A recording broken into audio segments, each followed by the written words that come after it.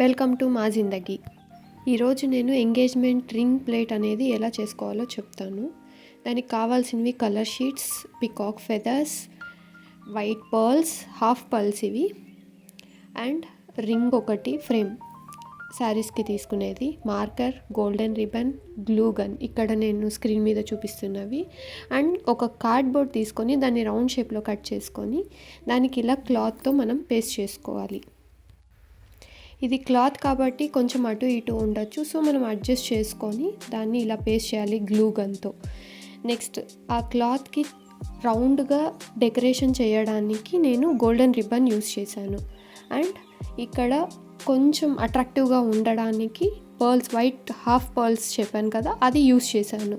Next వచ్చేసి అక్కడ వైట్గా కనిపిస్తున్న బాక్స్ వచ్చి కార్డ్బోర్డ్, థర్మాకోల్ అంటారు కదా, ఆ షీట్ని అలా కట్ చేసి పేస్ట్ చేశాను అనమాట. నెక్స్ట్ దాని మీద ఒక ఫ్రేమ్, మనం శారీస్కి వర్క్ చేసుకునేకి యూజ్ చేస్తాం కదా, ఆ ఫ్రేమ్ని అటాచ్ చేసి దానికి పెయింటింగ్ వేసి కొంచెం అట్రాక్టివ్ కోసం అనేసి పికాక్ కలర్ తీసుకొని పెయింట్ చేశాను.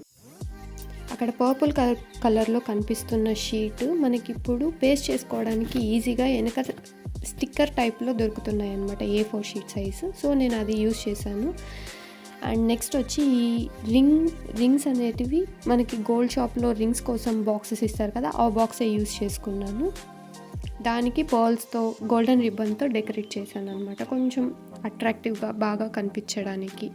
And next same shining sheet red colour తీసుకొని దాన్ని హార్ట్ షేప్లో కట్ చేసుకొని అబ్బాయి అమ్మాయి అనే నేమ్స్కి ఫస్ట్ లెటర్స్ అక్కడ గోల్డెన్ చైన్తో నేను డెకరేట్ చేశాను. నెక్స్ట్ వచ్చేసి పికాక్ ఫెదర్స్ని ఆ రౌండ్ ఫ్రేమ్కి ఈక్వల్గా పేస్ట్ చేశాను అనమాట. అది కొంచెం డిఫరెంట్గా యూనిక్ డిజైన్ అనమాట. నెక్స్ట్ దాని బ్యాక్ సైడ్ చైన్స్ కనిపించడానికి అండ్ మనకు కొత్తగా యూనిక్ డిజైన్తో కనిపించడానికి నేను నెట్టెడ్ క్లాత్ యూస్ చేసి దాన్ని అలా డెకరేట్ చేశాను. ఇలా పికాక్ ఫెదర్స్తో ఈజీగా మనం చేసుకోవచ్చు. And finally here is the engagement ring plate. Thank you for watching. Please subscribe and do follow.